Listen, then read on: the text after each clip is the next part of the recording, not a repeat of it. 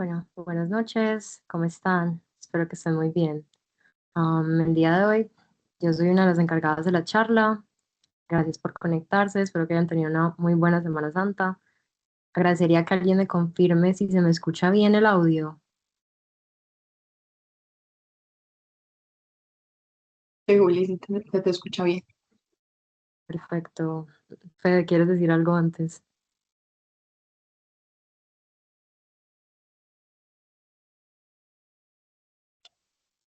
No, no, se me levantó sin culpa. Hágale. Dale, listo. Bueno, entonces el día de hoy, como estaba estipulado en el cronograma, mi compañera Luna Valentina Rojo y yo, Juliana Ramos Giraldo, estudiantes de tercero y cuarto año de medicina, les vamos a hablar de los patrones de alto riesgo en el electrocardiograma, más allá del ST. Esta charla fue asesorada por uno de los residentes de medicina interna de nuestra universidad, Federico Caro.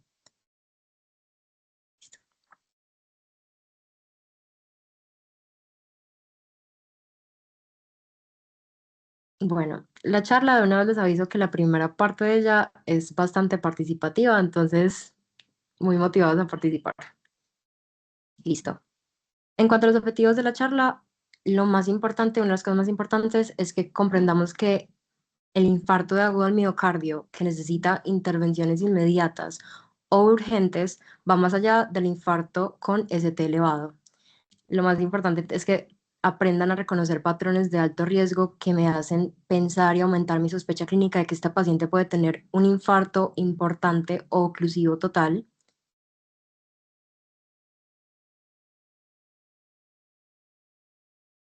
Siguiente, pasa. Ahorita más adelante vamos a hablar de conceptos importantes de los biomarcadores, específicamente las troponinas que tenemos que tener en cuenta, saberlas interpretar y entender cuáles tengo yo en mi servicio y entender qué rutas de acción tomar para ayudar a mi paciente. Y siempre recordar de forma importante que miocardio es igual a tiempo. Siguiente. Bueno, entonces aquí vamos a empezar hablando de un caso clínico. Entonces tenemos un paciente masculino de 74 años, natural de Cali. Yo lo voy a leer y después les voy a hacer unas preguntas muy sencillas al respecto. Natural de Cali, residente en Envigado, obrero, casado, con 3 hijos.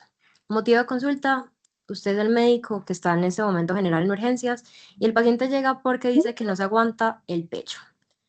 En cuanto a enfermedad actual, después de interrogarlo un poquito más, el paciente refiere que está consultando por un cuadro clínico de una hora de evolución consistente en dolor torácico tipo opresivo, intensidad 9 de 10 en la escala análoga del dolor, irradiada mandíbula asociado a diaforesis y cefalea. Además, el paciente refiere que esto se les encadenó después de subir las escaleras de su casa, que vive en un quinto piso. Hasta ahora, ¿qué podría yo pensar, ignorando el tema principal de la charla, que podría tener este paciente? Sin pensar en antecedentes y sin pensar en examen físico.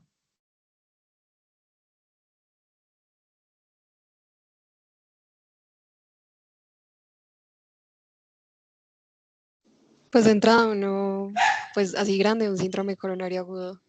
Y ya por las características del dolor, eh, pues más que todo por la última parte, que fue luego de subir las escaleras, se me olvidó el término. Es un dolor Ah, muy anginoso. anginoso, es una angina inestable, pues si todavía lo tiene. Perfecto.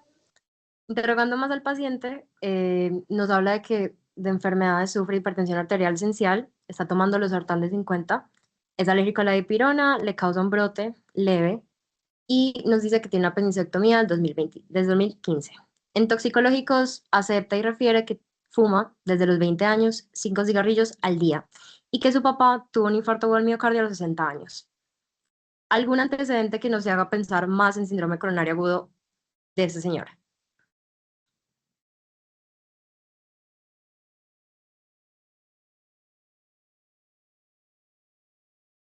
La hipertensión arterial esencial está muy asociada a los síndromes coronarios y también el tabaco es uno de los factores principales de síndrome coronario agudo. Y factores de riesgo familiares importantes, madre con infarto agudo al miocardio antes de los 55 años y padres antes de los 65 años. Este examen físico pues tiene unos signos vitales que uno podría decir es un paciente hemodinámicamente estable. Sin embargo, el paciente llega claramente con regulares condiciones generales, diaforético y con fases álgicas, a la auscultación cardiopulmonar sin sobreagregados. Ahora la pregunta más importante, ¿qué harían con este paciente? ¿Qué sería lo primero que le dirían? ¿Le darían de alta? ¿Le harían exámenes? ¿Qué harían con este paciente? Juli, electro y troponinas. Perfecto. Exactamente, eso es lo que haríamos con un paciente de ese tipo. Siguiente. Entonces, le pidieron un electro y esto fue lo que encontraban en el electro. ¿Qué hallazgos encuentran ustedes en este electro? Básicamente, hay unas elevaciones importantes en derivaciones de 3, ABF, y también, pues de 3 ahí está 2 veces. Pero bueno, esto ya nos da criterios, como sabemos, y es uno de los supuestos que tenemos en esta charla y haciéndola es que las personas que asistan a ella ya sepan cómo diagnosticar un ST elevado, cuáles son los criterios, según edad y cuántas derivadas necesito, 2 derivadas contiguas. Claramente esto es un infarto de cara inferior. ¿Qué hacemos con un infarto de cara inferior? Siguiente diapositiva. Siguiente diapositiva. Las guías no lo muestran muy claramente y es lo que tenemos en nuestras cabezas, hay que actuar rápidamente, dependiendo de si estoy en un tercer nivel o si me tengo que trasladar a un nivel que tenga intervenciones necesarias para abordar a este paciente. En menos de 120 minutos, en menos de 90 minutos de una intervención percutánea coronaria o fibrinólisis si no lo puedo hacer. Eso lo tenemos claro todos y eso es lo primero que nos apuntamos siempre. Sin embargo, no es el enfoque de la charla y siguiente. ¿Qué pasa si yo les digo que ese mismo paciente que acabamos de abordar llega con este electro? ¿Hay alguien que es capaz de decirme que ese electro tiene algo raro o lo ve completamente normal?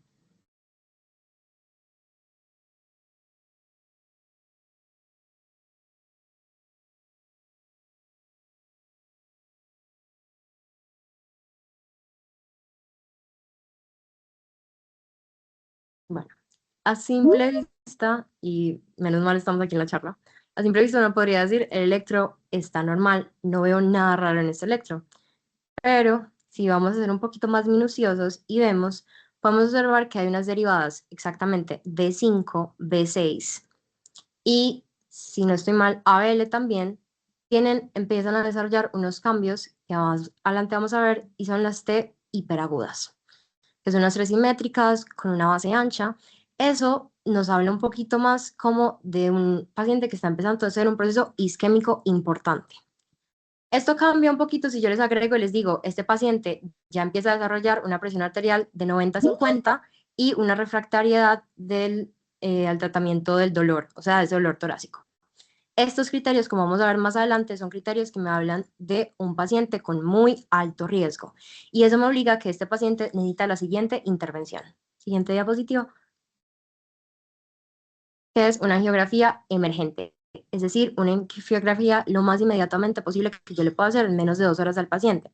A ese paciente que les acabo de mostrar que tenía esa historia clínica, esos hallazgos al electrocardiograma y tenía esos 2 hallazgos al examen físico de la inestabilidad hemodinámica y la refractariedad al tratamiento, le hicieron una angiografía. Lo que encontraron fue, siguiente, un TIMI de 0 en la arteria descendente anterior izquierda. Y digamos que es un paciente que se nos podría haber escapado porque no tiene un ST claro. Sin embargo, con lo que les vamos a contar en adelante en la charla, ya podemos pensar en una sospecha clínica más amplia que va a permitir que estos pacientes no se vuelvan para la casa o sean pacientes que se lleven a intervención coronaria necesaria. Siguiente diapositiva. Usualmente, ¿qué pasa y por qué porque lo más común es que actuemos rápido y respondamos rápido a las preguntas cuando vemos un electrocardiograma con un ST elevado? Es porque en nuestras cabezas tenemos muy instalado el concepto de no ST y ST. Esa división nos ha hablado siempre de que gravedad es ST y ese es al que le tenemos que correr, mientras no ST no le corremos. E incluso en las últimas guías de la AJA, este es un concepto que todavía tienden a diferenciarlo mucho. Siguiente.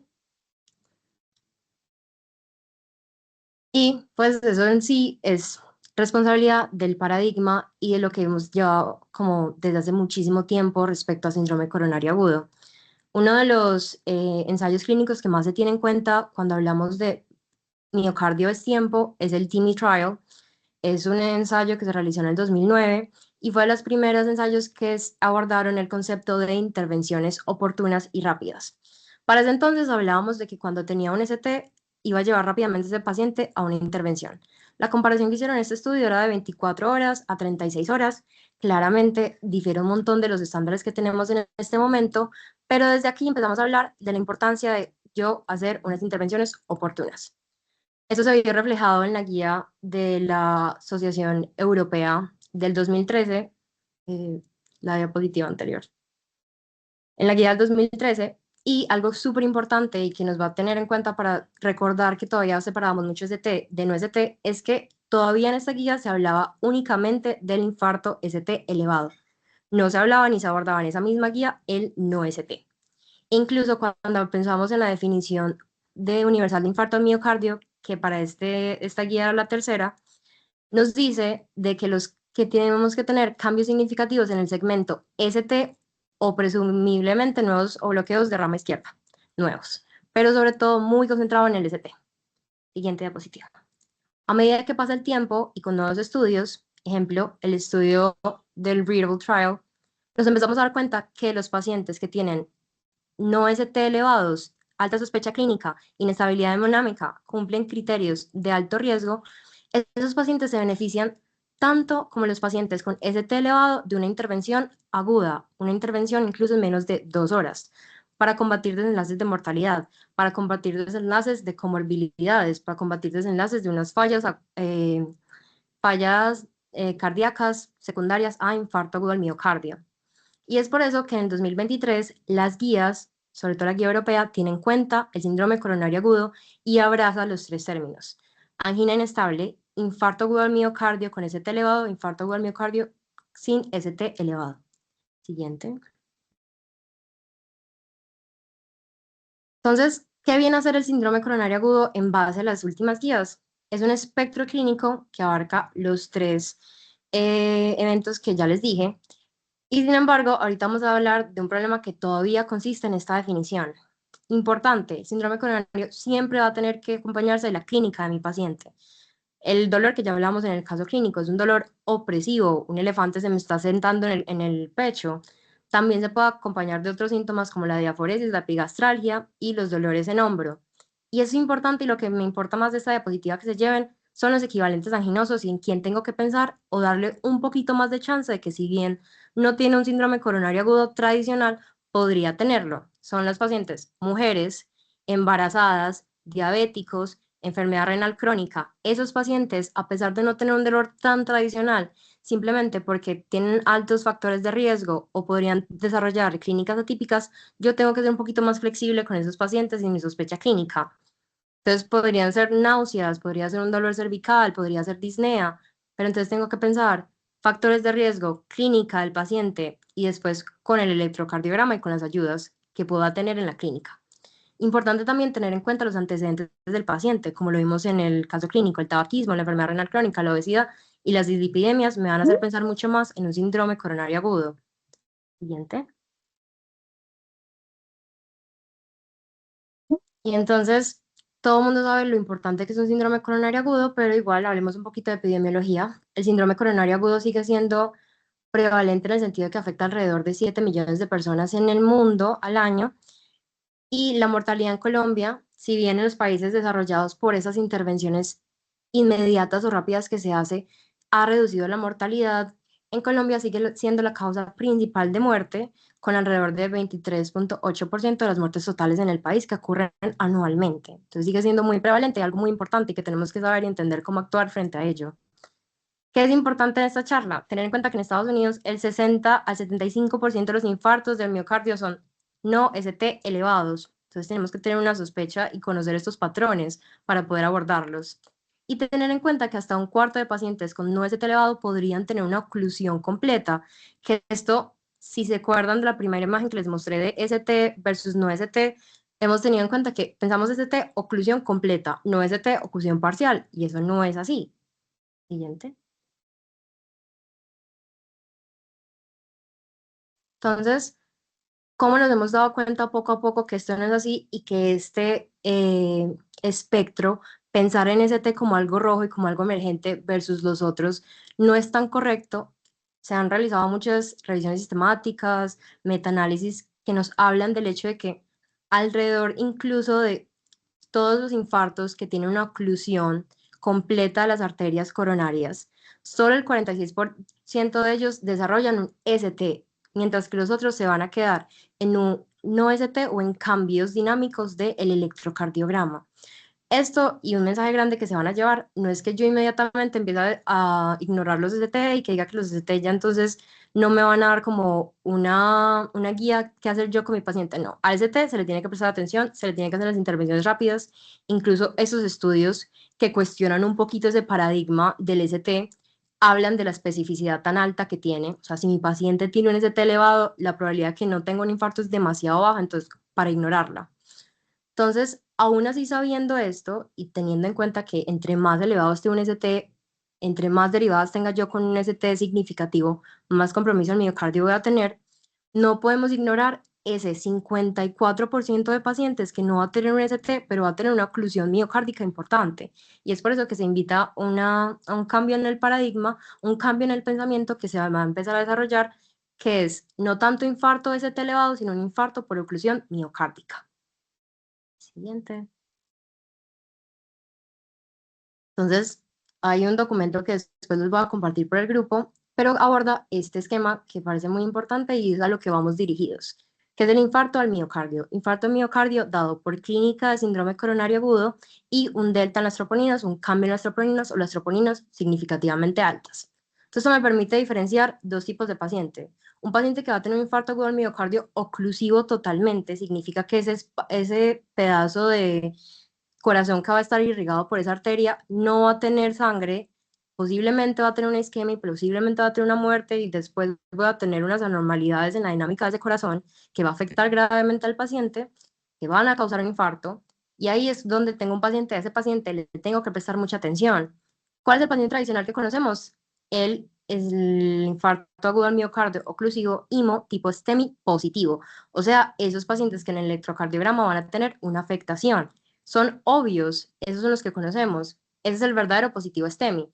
Pero ¿qué pasa con los falsos negativos STEMI? Esos son los que ignoramos, esos son los que se nos escapan. Y esos siguen siendo un infarto agudo al miocardio oclusivo, solamente que no lo veo en el electrocardiograma. Y eso es un concepto nuevo que tenemos que tener en cuenta.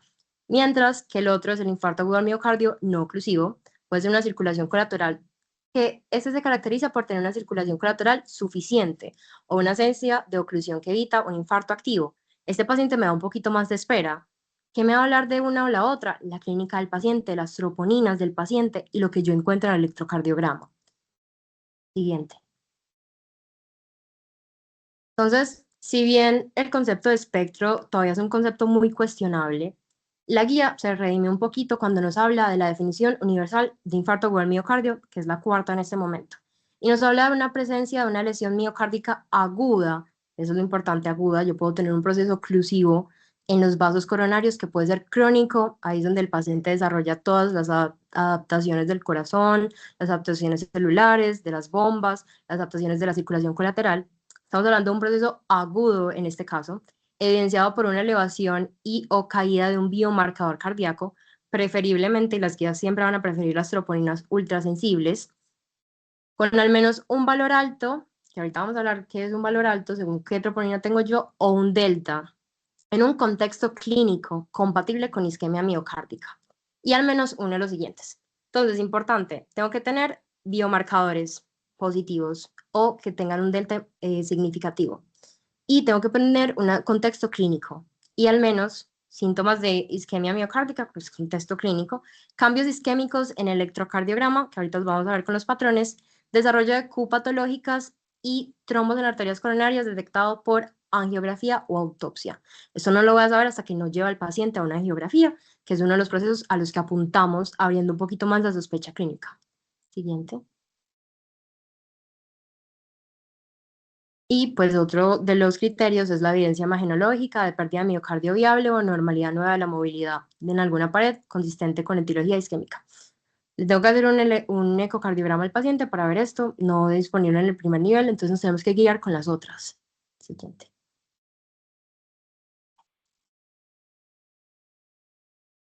Entonces, ¿cómo nos invitan aquí a abordar el síndrome coronario agudo no ST o en general síndrome coronario agudo, pero nos vamos a enfocar en el no ST? Tengo que pensar en tres cosas. ¿Mi paciente está estable o no está estable? ¿Cuál es la clínica con la que vino mi paciente? ¿Y qué anormalidades puedo yo detectar en el electrocardiograma? Sea una anormalidad que detecte de entrada o una anormalidad que detecte con un concepto muy clave que vamos a tener en cuenta, que van a ser los electrocardiogramas seriados. Esto me va a permitir separar a mi paciente en paciente muy alto riesgo o paciente alto riesgo.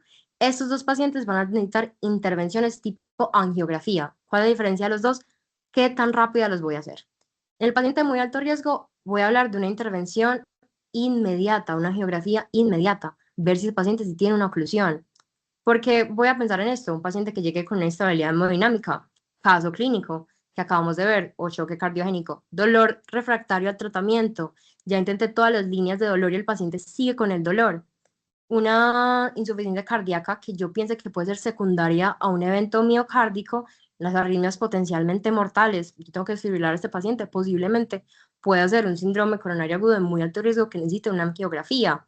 Complicaciones mecánicas y súper importante y lo que nos va a servir mucho en los primeros niveles y sobre todo cuando no tenemos al hemodinamista al lado o no podemos hacer una angiografía, son los cambios dinámicos recurrentes en el electrocardiograma sugestivos de isquemia.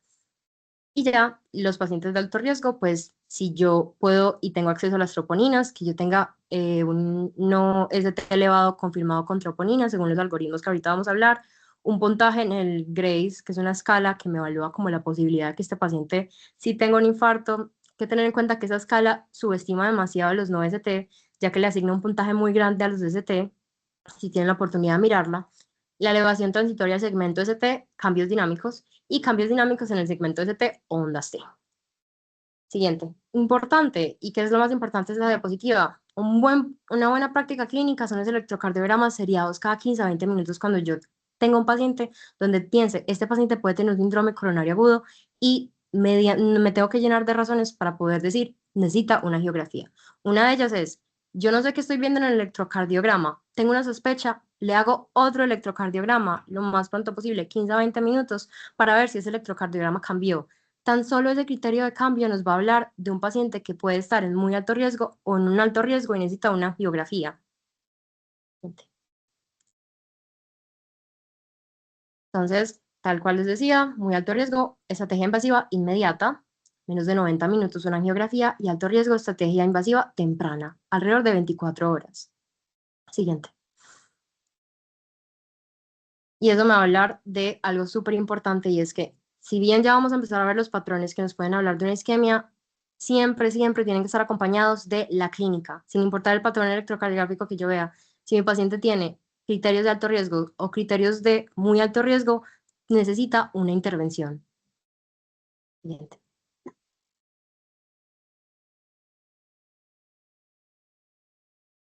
Bueno, como bien lo dijo Juli, realmente el objetivo de la charla es hablar de una oclusión coronaria y no tanto como de infarto como tal. Entonces vamos a ver algunos patrones que nos llaman la atención y otra cosa es que muchas veces se llaman como de alto riesgo todos y no todos, o sea, a todos se les debe poner como el ojo y estar más pendiente de estos pacientes, pero no todos van a requerir una coronografía emergente o urgente. Eso lo vamos a ver más adelante. Entonces, el primer patrón que vamos a describir es el de Wellens. Este puede tener dos presentaciones. Una tipo 1 o A, que consta como de una onda T bifásica, o sea, acá tiene un componente ascendente y otro descendente en las derivadas B2 y B3. Y el tipo 2 o tipo B, que tiene una onda T inversa y simétrica. Y se caracteriza por esos hallazgos en el electro en un paciente con dolor torácico resuelto porque está asociado a una estenosis crítica reciproximal de la descendente anterior izquierda. Y como estamos hablando de la descendente anterior, pues lo vamos a ver reflejado en esas derivaciones, B2 y B3, que son como las diagnósticas principales, pero igual se puede dar en todas las distribuciones coronarias que puedan existir o incluso extenderse más allá. Pero específicamente en la descendente anterior izquierda se conoce como patrón de Wellens y ya es un síndrome cuando está acompañado del dolor torácico previo, los biomarcadores pueden salir normales o elevados y pues los cambios en el electro que acabamos de mencionar. Y estos pacientes no tienen hallazgos como de un infarto previo, así como ondas Q, que son cicatrices, o una disminución en la progresión normal de la R en las precordiales, o cambios significativos en el ST que puedan indicar un infarto, y por eso, pues, hace parte de estos patrones. Y va a representar como tal una reperfusión aguda de una oclusión, que va a ser como un tipo de trombolisis que puede ser espontánea, fisiológica, o pues incluso inducida por medicamentos. Y pues por eso hay una resolución de los síntomas del infarto. Y por ser una reperfusión, pues vamos a encontrar esas ondas T invertidas totales o como con una inversión al final de ellas en el electro, que pues eventualmente van a volver a su nivel basal en semanas o en meses después del evento.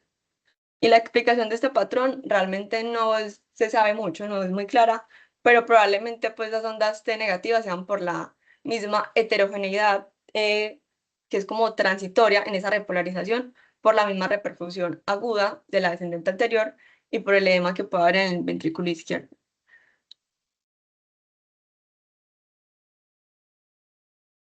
Entonces, ¿por qué la consideramos como en estos patrones o alto riesgo si es una repercusión? Porque varios estudios han demostrado que los pacientes con síndrome de Wellens tienen muy alto riesgo de desarrollar un infarto anterior muy extenso y pues esto lleva a la muerte del paciente.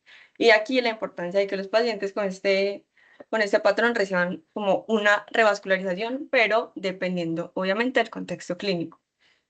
Pues en ese estudio se demostró que el 75% de los pacientes que tenían este patrón y no fueron revascularizados hicieron un infarto de la pared anterior, pues semanas después.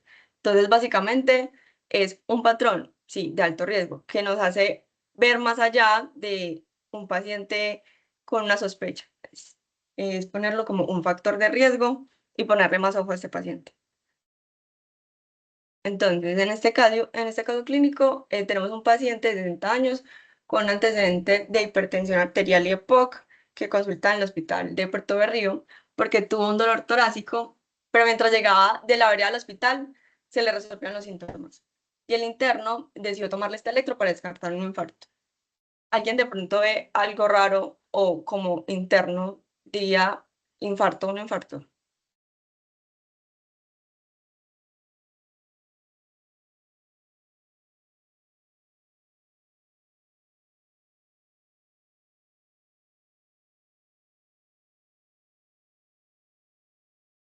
Bueno, aquí en este electro vamos a ver unas ondas T bifásicas en las derivaciones B2 y B3, que incluso B4, y no hay ondas Q como patológicas o pérdida de la progresión de la R en las precordiales. Pero el interno dice como no hay un infarto y ya, y porque no hay alteraciones del ST, pero lo ha hospitalizado porque el turno no está tan lleno y para vigilarlo. Después le hace un electro una hora después eh, en el que se encontraron entonces una elevación del ST en B2 a B5 y en D1 asociada como a una depresión del ST en las derivadas inferiores. Y todo esto pues compatible con un infarto anterior y la angiografía coronaria ya después en la remisión mostró una oclusión del 100% de la descendente anterior izquierda proximal.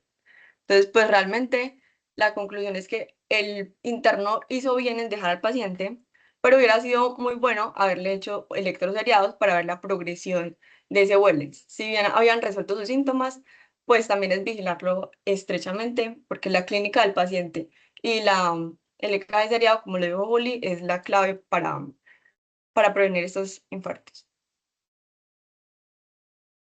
Ahora con el patrón de Wellens, de Winter, pues este es relativamente nuevo.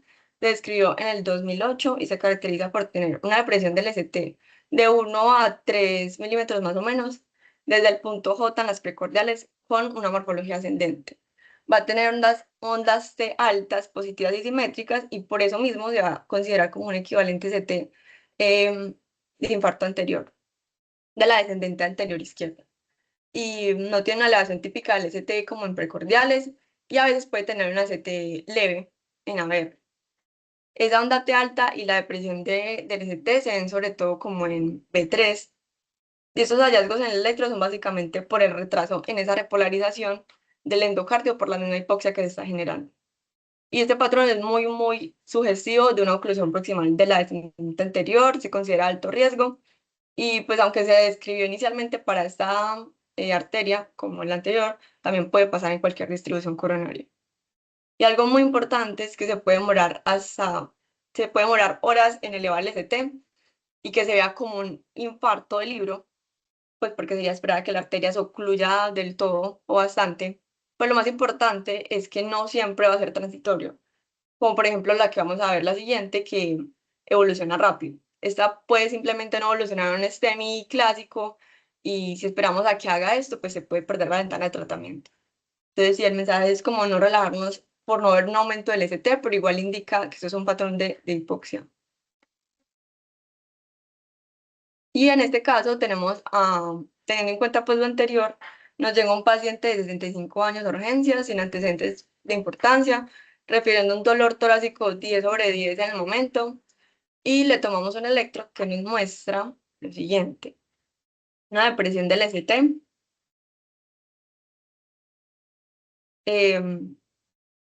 una depresión del ST como con una pendiente ascendente desde B2 a B6, con unas ondas T altas en esas mismas derivadas y una pues leve elevación del ST navegador.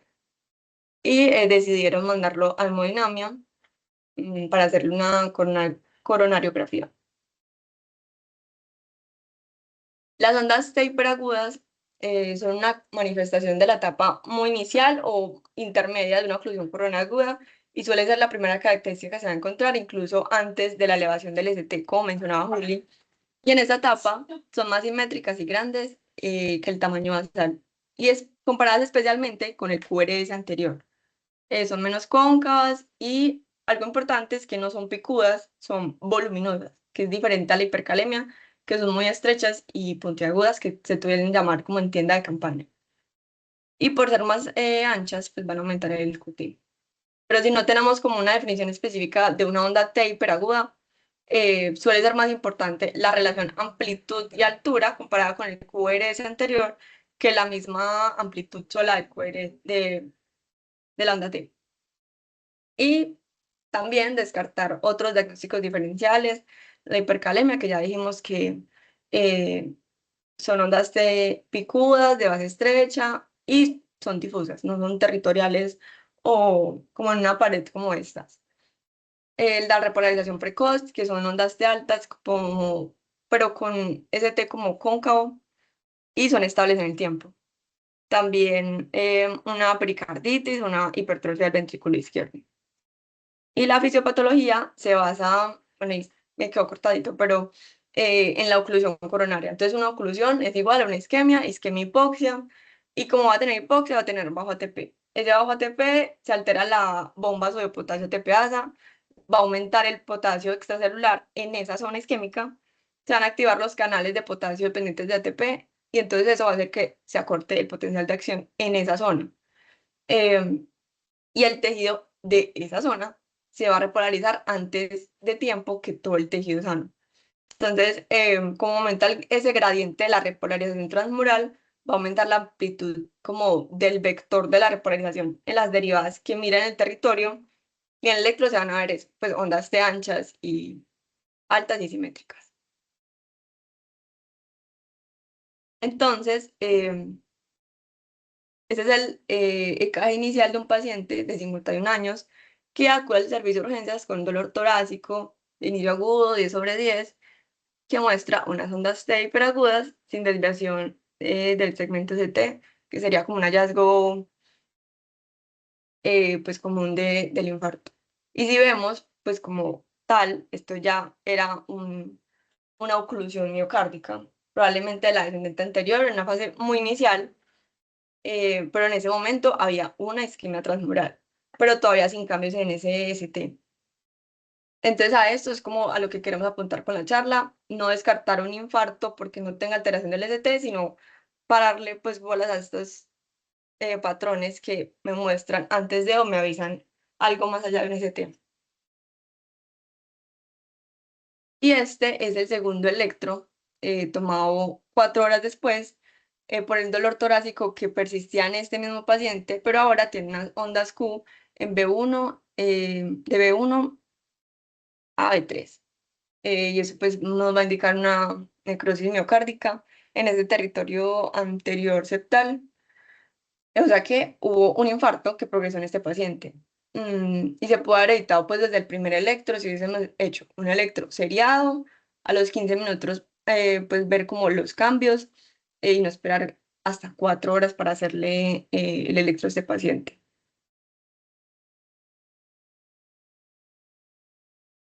Con el patrón de Asdanger, pues es un hallazgo muy asociado, más asociado a la oclusión de la circunfleja que la misma coronaria derecha. Y en pacientes que tienen una enfermedad multivaso concomitante.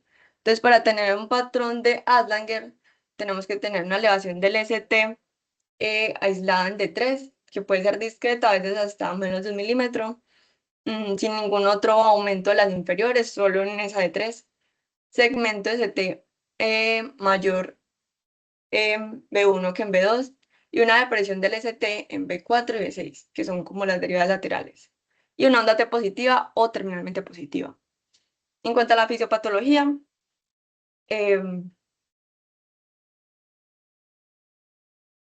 tenemos como tal un infarto, pues en un infarto anterior, inferior normal, con aumento de ST, porque va a haber una oclusión de la, pues, de la coronaria o derecha o la circunfleja. En esos casos el vector de la lesión va a estar hacia abajo y se va a ver como las derivaciones inferiores, entonces vamos a tener un aumento del ST en las inferiores. Pero aquí pasa algo distinto porque aunque deberían aumentar las inferiores porque hay una isquemia simultánea, mm, por lo mismo, como hay una isquemia simultánea eh, por la enfermedad multivaso, se va a generar un vector opuesto que se va a ir hacia superior y lateral. Entonces va a producir como una disminución en el ST en las derivadas laterales y las precordiales. Pues y como un electro realmente no mide una célula por célula, sino que es un promedio eléctrico, una sumatoria, vamos a tener eso, pues una suma de los vectores que se va a traducir como en estos hallazgos como difusos. Pero lo importante es que no es que no haya un infarto porque no haya elevación, sino que la isquemia va a estar como en esos territorios y por eso se pierde o se disfraza como ese patrón. Entonces el electro puede parecer un no ST por la depresión del ST, pero en realidad hay una oclusión coronaria aguda que va a requerir una reperfusión urgente, igual que un infarto ST. Tenemos también el signo de la bandera de Sudáfrica, que es un patrón que va a reconocer un infarto lateral alto causado por la primera diagonal y se va a caracterizar por tener una elevación del ST que a veces puede ser leve en D1 a BL y B2 y una depresión del ST en D3. Y pensaría uno que son elevaciones aleatorias, pero en teoría D1 y ABL son derivaciones contiguas porque miran la pared lateral alta. Y si hay una isquemia allí, pues se va a aumentar el ST ahí, pero a veces puede como pasar desapercibido porque el papel del electro no se imprime en ese mismo orden como por grupos, pero usualmente se imprime en un formato de 3x4 y las derivaciones no están organizadas como por contigüidad anatómica, sino por grupo. Entonces, pues en algunos casos, como en esta imagen, de uno y ABL quedan como separadas visualmente, aunque anatómicamente pues miran la misma pared y ahí la importancia de evaluar el electro como por los territorios y no en el orden que nos lo plantea el papel del electro. Pues además la elevación del ST en las precordiales va a ser mínima y va a ser aislada, entonces vamos a tener solo en B2, porque anatómicamente la primera diagonal sale frente a B2 y por eso no se afectan como las otras en un infarto usual. Entonces, al utilizar como un formato que muestre de 3 a 4 derivadas en un electro que tiene 12, se ve como un patrón llamativo que alguien pues le recordó una bandera de Sudáfrica y la pusieron así, pero realmente el papel puede variar dependiendo del sitio en el que estemos. Entonces no es tanto la forma de una bandera, sino el hallazgo de una isquemia que vemos en el electro. porque pues tiene aumento del ST en derivadas contiguas. La oclusión posterior es realmente pues un infarto transmural de la pared posterior del ventrículo izquierdo. Usualmente es porque se tapa la circunfleja, que es como la más frecuente en dominancia izquierda. Y el problema es que no hay derivaciones directas posteriores en un electro convencional. Entonces, pues siempre que las sospechamos tenemos que pedirlas para confirmarlas. Y característicamente se ven en las precordiales anteriores, que es de B1 a B3, unos hallazgos como en espejo. Entonces hay una depresión máxima del ST como horizontal. También puede existir en B4, unas ondas T positivas y ondas R altas prominentes. Pero todo eso igual lo vamos a confirmar con las derivadas posteriores, que recordemos que son de B7 a B9 y se toman en la línea axilar posterior o en la escapular. Nos va a dar el diagnóstico de infarto posterior si hay un aumento del ST mayor a 0.5 o mayor a 1 a 1 milímetro en hombres jóvenes. Pues lo más importante siempre va a ser tomar las derivadas posteriores a todo paciente con depresión del ST en derivadas anteriores, porque es común que se confunda con isquemia subendocárdica, que se considera no ST, eh, pero pues tiene depresión del ST difusa y esa no tiene ondas R altas.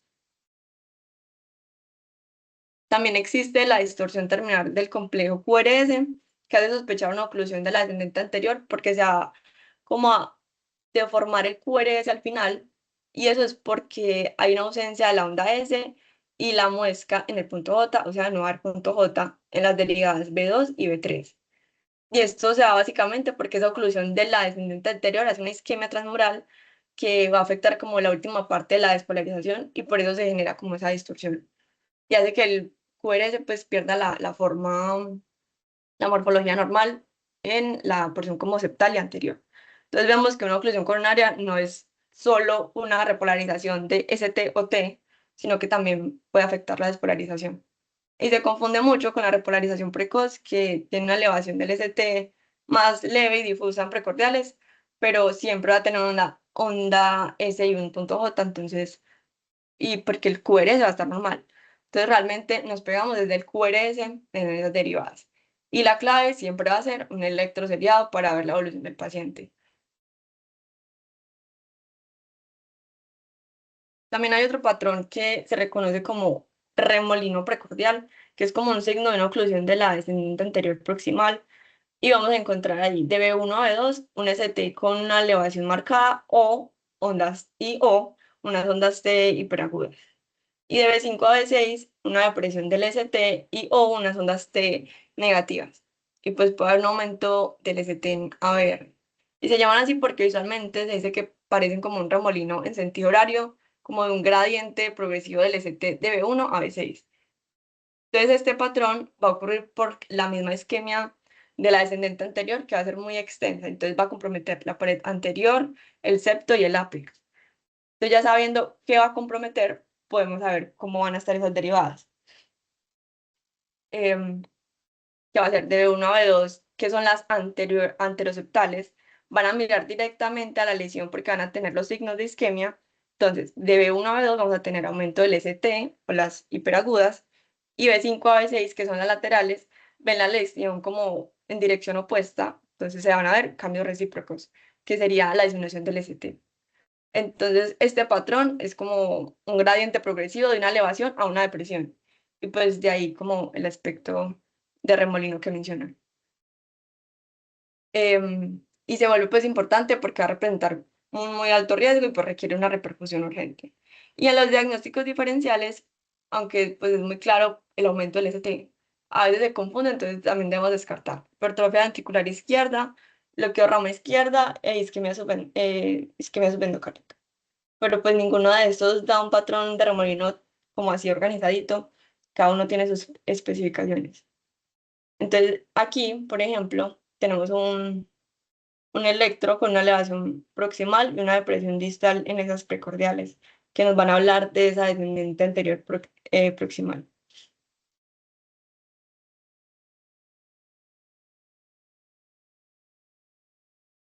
Bueno, ahora los bloqueos de rama de nuevo, de aparición de nuevo. Como les explicamos como al principio, desde las guías, por ejemplo, del 2013, se hablan de que yo pienso en un infarto agudo al miocardio si tengo cambios en el ST o un bloqueo de rama, en ese caso, izquierda, de nuevo. Entonces, es importante entender primero cuáles son los conceptos de bloqueo de rama. Aquí vamos a hacernos énfasis o vamos a hacer énfasis en el bloqueo de rama izquierdo. Entonces, para yo pensar que tengo un bloqueo de rama, tengo que coger mi electro y ver que mi QRS es mayor de 120 milisegundos, eso lo sabemos, o es igual a 120 milisegundos, y que además voy a encontrar R monomórficas en D1, B5 o B6. Ahora, ¿qué fueron los estudios o qué se realizó para que yo pensara o para que se añadieran los conceptos de bloqueo de rama izquierda a las guías? En 1996 se hizo el estudio GUSTO y se estudiaron alrededor de 28.421 pacientes con elevación del ST o infarto agudo al miocardio. Lo que se vio es que muchos de esos pacientes tenían bloqueos de rama izquierdo y al momento de realizar los estudios más invasivos, probaron que estos pacientes tenían como una prevalencia mayor de infarto agudo al miocardio. Entonces, digamos que eso fue lo que nos hizo pensar en que los bloqueos de rama podían estar muy asociados a infarto. ¿Qué pasa? Si no estoy mal, 1996, Edgar Bosa saca los criterios que conocemos anteriores, los Esgarbosa, porque después en el 2012 vamos a ver que Smith le agregó y cambió uno.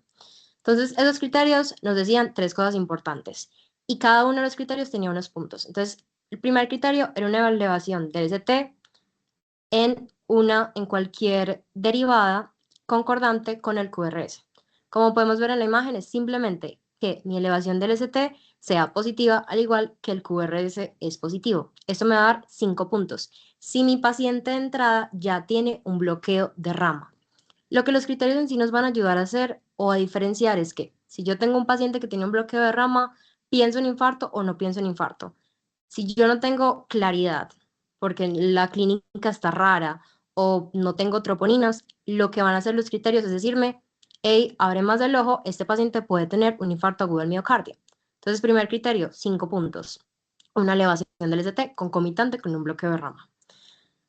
Segunda, una depresión del ST de 1 milímetro en B1, B2 y B3. Ese es el único de los tres criterios, tanto viejos como nuevos, que me van a hablar de unas derivadas precisas, B1, B2 y B3. Y luego el último criterio y el que menos puntaje tenía, que era 2, era la elevación del ST de más de 5 discordante al QRS. Básicamente yo tenía que tener en una derivada cualquiera una S profunda y una elevación del ST alta, mayor de 5 milímetros. Ese era el criterio. ¿Qué pasa y cuál era el caveat con los criterios de Esgarbosa? Eran unos criterios demasiado específicos. La especificidad era alrededor del 95%, lo que me decía, hey, tu paciente tiene una muy baja probabilidad de que no tenga un infarto. Ponle ojo y hazle las terapias concordantes a ese infarto. Pero el problema es que era muy malo para hacerme un tamizaje, para detectarme a esos pacientes. Entonces, probablemente esos pacientes no se me iban a escapar porque la sensibilidad era muy baja. ¿Qué pasa? Siguiente diapositiva. En el 2012 llega Smith. En el 2012 llega Smith y reemplaza el último criterio y nos dice que ahora lo que usted tiene que pensar es que en cualquier derivada donde usted vea un ST elevado, va a coger esa elevación del ST y la va a comparar con la S de esa derivada. Ese ST tiene que ser más del 25% de la longitud de esa S de ese QRS. Entonces, ese es el criterio. Una proporción de más del 25% entre la elevación del ST y la profundidad del S. ¿Qué hizo ese criterio o ese cambio? Me aumentó demasiado la sensibilidad de los criterios de Esgarbosa-Smith. Entonces ya yo puedo utilizar los criterios tanto como para decir, este paciente posiblemente tiene un infarto, como si no los veo en un paciente que tiene un bloqueo de rama izquierdo, decir, este paciente posiblemente no tiene un infarto. Esto es lo que han encontrado algunos estudios. Sin embargo, una revisión australiana menciona que la sensibilidad estudiada con varios pacientes no es tan significativa, incluso decían como el 64%. Recomendación, utilice los criterios de Esgarbosa como un rule-in. El paciente los tiene, posiblemente es un infarto. y actúe como si fuera un ST elevado, entonces llévelo a angiografía inmediata, menor de 90 minutos. Pero si tiene un bloqueo de rama y no tiene esos criterios, posiblemente el paciente no pueda tener un infarto. Sin embargo, como hay una disparidad entre la literatura, recomendación, piense en el bloqueo de rama de novo que cumpla los criterios como un posible ST y actúe como tal. Siguiente. Entonces, básicamente, ¿cómo se vería eso en un electrocardiograma? Entonces, hablábamos, la guía dice, tengo que tener QRS mayor a 120 milisegundos.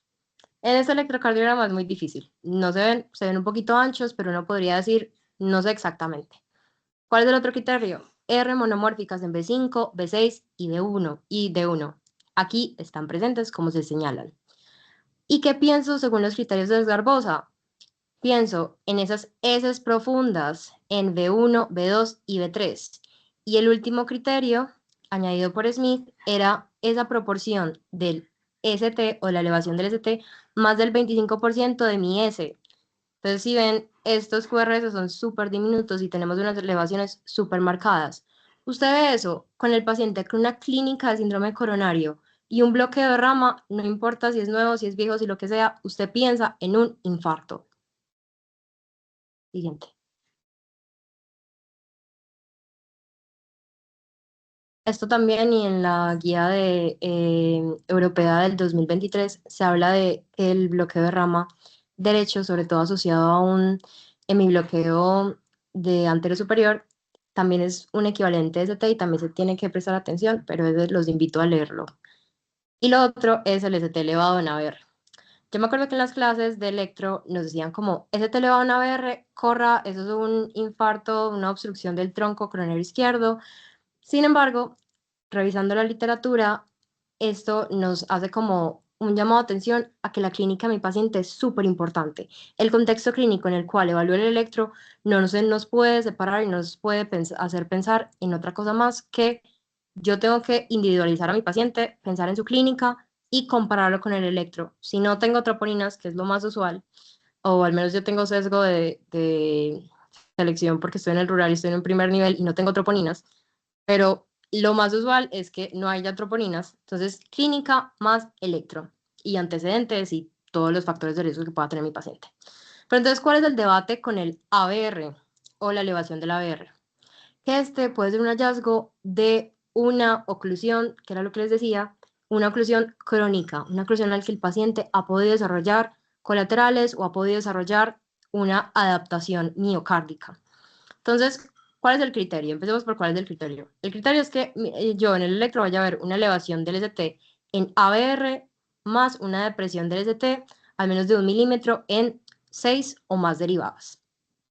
En la guía del 2013, incluso es la guía del 2013 y la guía del 2023, este hallazgo está catalogado como un hallazgo ST, un hallazgo ST-like. Yo puedo tener un paciente de estos y llevarlo a angiografía inmediata porque es un hallazgo como urgente. Sin embargo, revisando la literatura, y bueno, también antes de hablar de eso, ¿qué es lo que normalmente nos habla una ABR más las 6 derivadas con depresión? Es una obstrucción del tronco coronario izquierdo o una isquemia multivaso, que por eso la isquemia multivaso suele ser subendocárdica y por eso vamos a tener unas depresiones del ST y no unas elevaciones. Pero aquí es donde tengo que preguntarme cómo está hemodinámicamente mi paciente, porque la guía es clara y ahí mismo lo dice. Usualmente se asocia a una obstrucción aguda cuando el paciente está hemodinámicamente inestable. Un paciente que tenga una obstrucción del tronco coronario izquierdo y esté normal, súper parchado, súper sentado, es un paciente que yo puedo decir, ve, valdría la pena que yo despertara al hemodinamista para que hagamos la intervención a este paciente ya. No lo sé, pareciera que no. Entonces, si usted le llega a un paciente de estos a las 3 de la mañana, posiblemente se puede esperar hasta que pasemos ronda a las 7 de la mañana y ahí es donde podríamos comentar al hemodinamista y hacer como la intervención del paciente. Clínica siempre va a primar. Y también habían como estudios que decían que si yo solamente tenía una elevación en el ST en ABR, pues esto se asociaba a una posible oclusión parcial de la descendente anterior izquierda. Siguiente.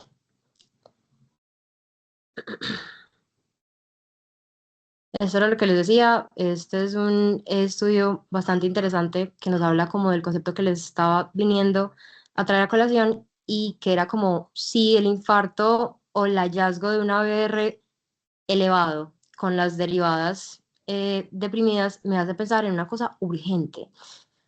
Se hizo un estudio en la Universidad de Arizona en un periodo de 4 años y se evaluaron 847 pacientes, de los cuales 99 de ellos tenía un ST elevado en ABR. Esto era en un contexto de pacientes que pensaban que tenían un síndrome coronario agudo. Entonces fueron evaluados y se entraron en el algoritmo de infarto con ST elevado. Entonces, ¿cuál es lo que usualmente se hace con esos pacientes? ABR alto, depresiones en las 6 derivadas, yo pienso en un equivalente ST. Entonces, activo todo el algoritmo ST. Pero ¿qué vieron en este estudio? Ojo, aún activando el algoritmo ST para esos pacientes, pensando en una oclusión aguda del tronco coronario izquierdo, solamente el 10% de ellos tenía una oclusión importante. Es decir, estos pacientes, si no están hemodinámicamente graves, podrían tener otra cosa si encuentro ese hallazgo o no podrían ser sugestivos de una obstrucción del tronco coronario. Incluso se dieron cuenta en este estudio que los pacientes del 10% que sí tenían una oclusión, no tenían una oclusión ni multivaso ni tenían una oclusión en el tronco coronario izquierdo. Entonces, ¿qué concluyeron en este estudio? Usualmente es muy importante evaluar la hemodinamia de mi paciente para definir si necesita una angiografía inmediata o no. Usualmente el ABR se asocia a condiciones médicas críticas, entonces esto no es una invitación para que si el paciente está normal, usted diga ABR alto y las derivadas deprimidas, entonces yo lo voy a dejar ir porque mi paciente está normal. No, porque estos pacientes sí tienen una alta mortalidad a los 30 días. A pesar de no tener un infarto agudo al miocardio, mis pacientes pueden tener otra alteración, pueden tener un shock, se ha asociado también a embolia pulmonar, se ha asociado a otras cosas que ameritan que yo guarde ese paciente en urgencias y le estudie un poquito más de causas y ahora vuelva a reinterrogar al paciente, vuelva a enfocar al paciente y pensar en otras cosas que puede tener mi paciente. Siguiente. Entonces, aprovechando un poco lo del contexto clínico, tenemos un paciente de 62 años con dolor torácico opresivo y una presión arterial sistólica de 100 y diastólica de 60 que llega al servicio de urgencias con este electro. En el electro podemos ver claramente que en ABR hay una elevación y tenemos STs deprimidos en B2, B3, B6, B5, B4, D2, D3, D1. Los 6 están ahí y tenemos el ABR. En este paciente tengo clínica, en este paciente tengo electrocardiograma. ¿Qué pienso? Posiblemente este paciente sí amerita que yo llame a la hemodinamista y diga, ojo, este paciente puede tener una obstrucción del tronco coronario izquierdo. Siguiente. Bueno, eso en cuanto a los patrones. Y ya como dándole finalización a la charla, si bien uno de los enfoques de la charla no era como los biomarcadores o los diagnósticos a partir de otras ayudas, hablemos de las troponinas. Lo importante de las troponinas es que tenemos que tener en cuenta cómo interpretarlas y qué troponinas tengo yo. Buen punto de práctica clínica, donde trabaje y usted tiene troponinas, pregunte qué troponinas tiene. Y pues la guía, por ejemplo, de la Sociedad Europea nos da como una tabla que según la troponina voy a tener unos diferentes puntos de corte. Entonces, yo tengo un paciente que tengo clínica del paciente. Tengo un electro raro, pero diferencia interobservador. Mi compañero ve una cosa, yo veo otra cosa. Nos vamos a desempatar con las troponinas. Súper clave. En el momento que usted pida troponinas, de una vez aplique el algoritmo que más evidencia tiene y el algoritmo que más defienden las guías y usualmente los médicos, que es la estrategia 0-1. Pida la troponina y dígale al jefe de enfermería, a la enfermera o al auxiliar que de una vez le encarga la troponina a la hora para que permita hacerle la curva de interpretación de la troponina adecuadamente. Si no, se va a perder en el papeleo, usted va a ver otros pacientes y le va a olvidar el paciente, y eso se va a volver una curva poco interpretable o algo que usted no va a poder decir, este delta me voy con él para decir, este paciente sale de la zona gris. Pero bueno, calma. ¿Cómo están las troponinas del paciente? Yo pido las troponinas del paciente. Tengo 3 opciones. Esas troponinas, según la tabla, miro el valor, me salen altas. Si las troponinas de entrada me salen altas, yo digo, rule in, mi paciente posiblemente tiene un infarto con el miocardio, angiografía. Si mi paciente está en la zona gris, que la zona gris va desde valor bajo o el mínimo valor hasta el valor alto. Si mi paciente está entre esa zona gris, me toca utilizar la estrategia 0 a 1. ¿Qué me dice esa estrategia? Yo pido la troponina a las 0 horas, inmediatamente llega mi paciente, la leo, está en zona gris, ok, espero las troponinas a la hora. Si esas troponinas a la hora siguen en zona gris, yo tengo que ver el delta, porque pueden aumentar inmediatamente infarto. Si siguen en zona gris, yo me voy a la tabla y veo una hora cuál es el delta, cuál es el cambio de las troponinas. Si ese cambio es, digamos, por ejemplo, en las Roche es 5, entonces yo tenía unas troponinas de 24 y me salieron en 40, es más de 5, hay un cambio.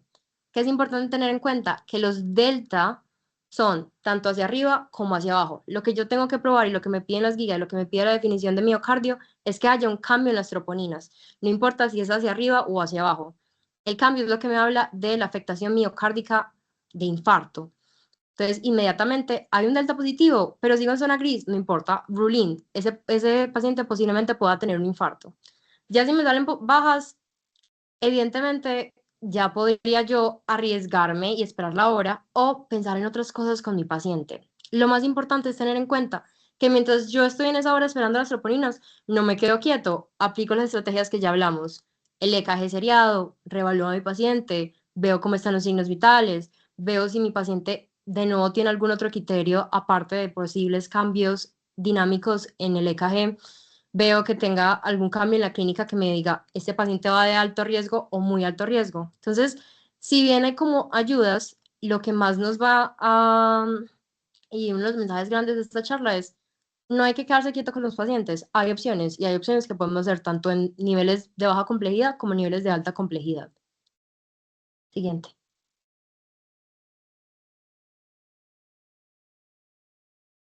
Y bueno, Bueno, aquí quisimos como traerles un resumen de cada patrón y el hallazgo que se pueda como encontrar en cada uno para cuando simplemente vean como un electro raro que no cumpla como los criterios de ST que tenemos instaurados desde el quinto y que siempre pues nos han enseñado.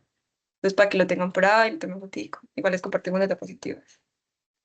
Y eh, un algoritmo que va a ser muy útil como más que todo para tomar decisiones. Entonces, lo primero que va a pasar que sospechar un síndrome coronario agudo por el dolor torácico típico en el paciente. ¿Y qué hago? Tomar un electro inmediatamente. Y si hay una alteración del ST clásica, a ese paciente lo vamos a llevar a una coronografía pues, urgente para que reciba pues, su respectiva repercusión. Pero si no hay una elevación del ST, no vamos a descartar una oclusión coronaria, que ese es como el objetivo de la charla, sino que vamos a buscar como unos patrones de oclusión, específicamente los de alto riesgo, que no todos son de alto riesgo. Entonces, un ejemplo claro de no alto riesgo es un Wellens, como el primer paciente, pues del ejemplo que tuvimos, que estaba bien. Él no presentaba ningún dolor, nada, y estaba estable. Pero debo contextualizarlo.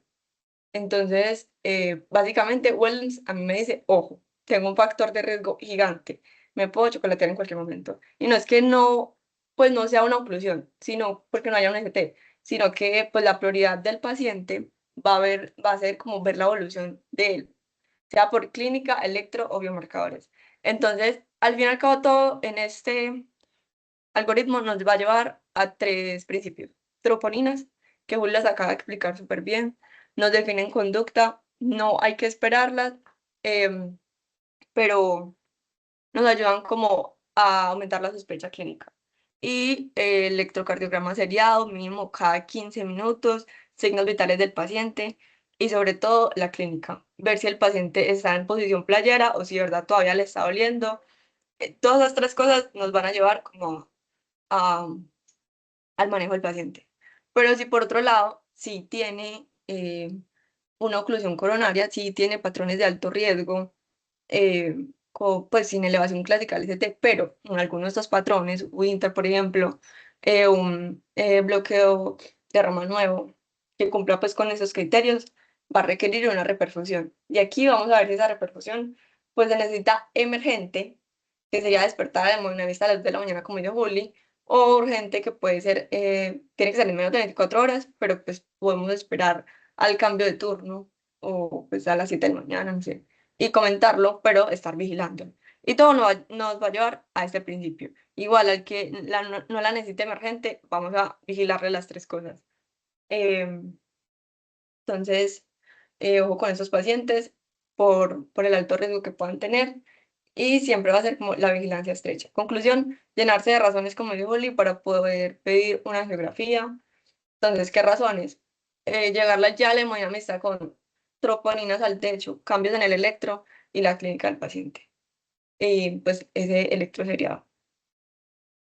Entonces, ya como las conclusiones grandes de la charla, lo que hemos repetido toda la charla es que la clínica va a primar también contextualizar al paciente y pues tomar el primer electro, que es el que nos va a definir muchas cosas y nos va a sugerir como los cambios y la evolución del paciente. El electrodo seriado, siempre, siempre, no a las 4 horas y dejarlo esperando, por más lleno que esté, pues eso es una orden de enfermería. Y la clínica también es muy importante porque ningún electro se puede interpretar como tal solo con el electro. Pues sin clínica, sin contexto, sin lo anterior, sin el punto uno, pues el punto dos no importa tanto. Y pues las indicaciones de la coronografía urgente y emergente, que ya las dijo Julia al principio, entonces aquí están las emergentes que son ya, despertar a la mañana hasta las de la mañana. eh, Igual también están pues en las diapositivas de arriba.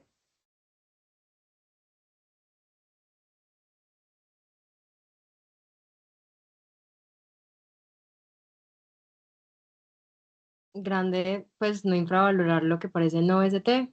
Ya lo hemos probado por epidemiología, lo hemos probado por factores de alto riesgo y la posibilidad de que se nos escape un infarto oclusivo totalmente si no hay un ST.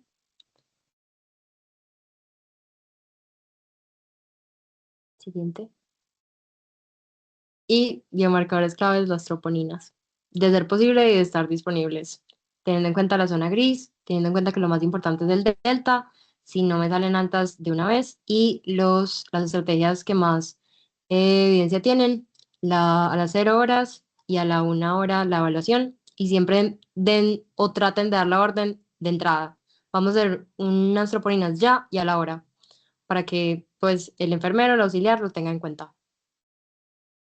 ¿Listo?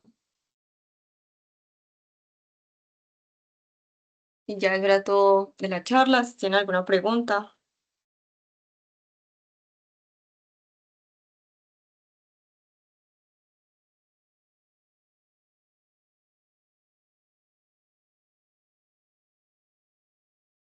Niñas, muy bien. Pues pues en primer lugar las quiero felicitar. En realidad es una charla un poco difícil porque es una charla que aborda cosas que yo creo que mucha gente se confunde a la hora de enfrentar un paciente de un síndrome coronario agudo y a la hora de enfrentar un electrocardiograma, que es como el terror de muchos de los estudiantes, internos, médicos generales, hasta internistas, hasta algunos cardio. Pues en general gente le tiene miedo al electrocardiograma. Eh, y yo creo que esto es supremamente fundamental. Yo creo que hay varias cositas que quiero hacer como mucho énfasis para que a todo el mundo le queden muy claros. Lo primero es que efectivamente no existe un electro sin clínica. Eso no es compatible. O sea, siempre hay ah, asociado a un electro, tiene que ir un cuadro clínico, tiene que haber un contexto correcto de un paciente. Porque eso es como todo en medicina. Si usted tiene una cosa sin un contexto, usted se va a perder.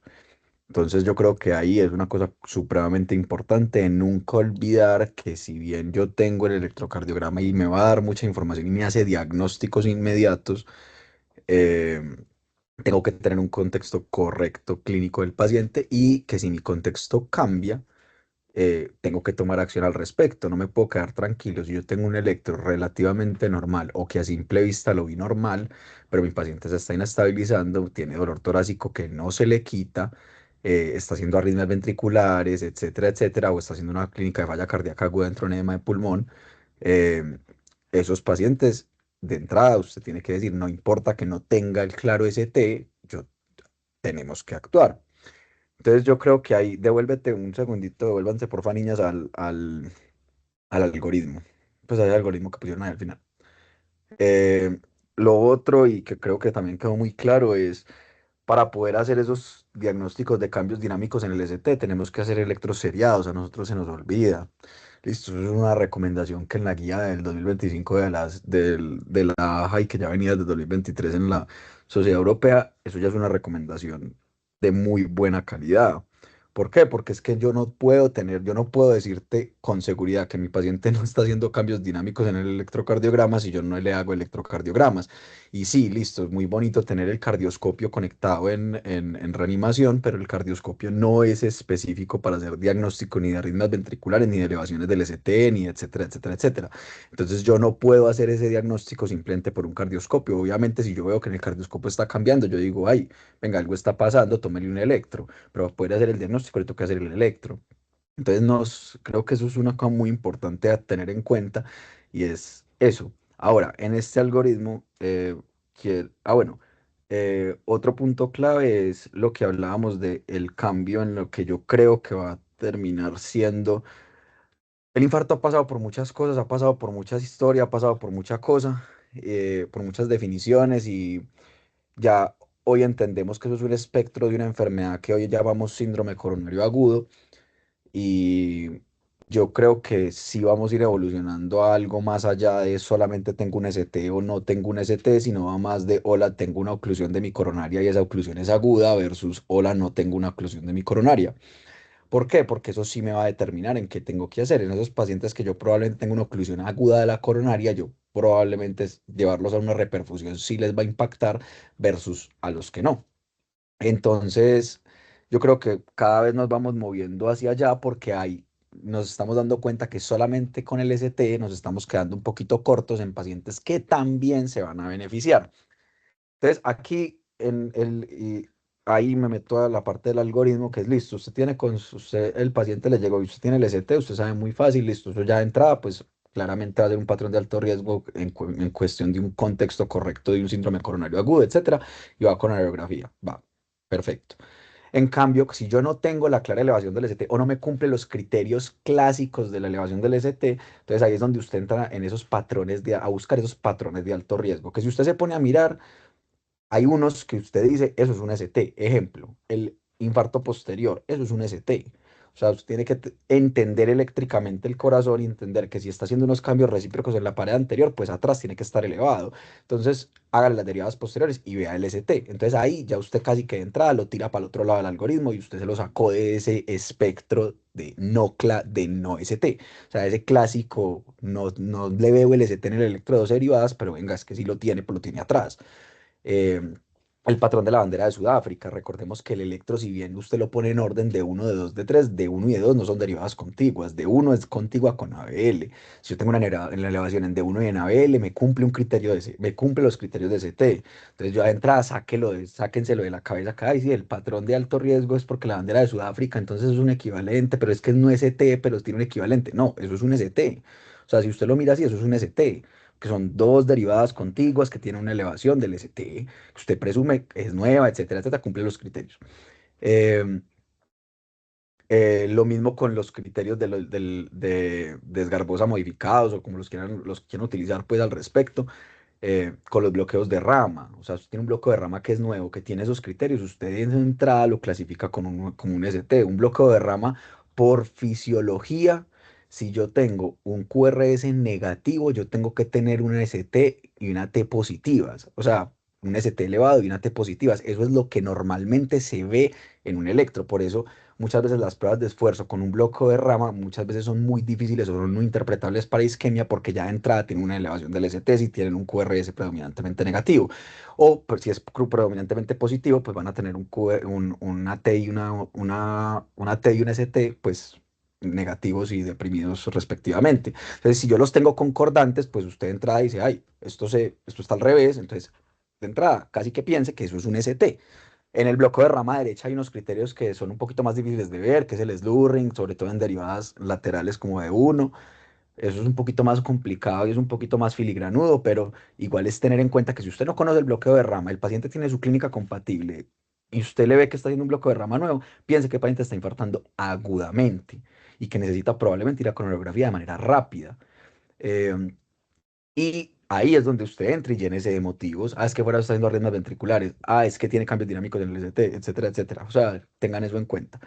Y ya patrones como por ejemplo el de Aslanger, el de Wellens, entonces ahí esos son los verdaderos patrones de alto riesgo que te dicen como sí, tengo mucho riesgo, pero no es un equivalente ST, porque no estoy haciendo una oclusión aguda de mi coronaria que yo tenga que reperfundir, etcétera, etcétera. No lo estoy haciendo. Muy probablemente lo que me está avisando es que ya estoy a medio like de que se me tape la DEA o que se me tape una coronaria y eso es lo que yo necesito ir a buscar. Listo. ¿Cómo? Con una estrategia posiblemente invasiva, sí, seguramente que sí, con una estrategia invasiva, pero no inmediata, sino temprana, o sea, en las primeras 24 horas. Ahí sí entramos en el mundo de como que si fuera un equivalente, si fuera un OST. Entonces yo creo que ahí es como una conclusión o un resumen grande, bonito, de hay que empezar a pensar en esto y con un poquito más de lógica y un poquito más de como de fisiopatología para poderlo entender un poquito mejor. Pero niñas, me parece que en serio lo hicieron muy bien, pues me parece que eso quedó claro. eh, y ya, pues no sé, ya, eso es como lo que tengo para agregar ahí.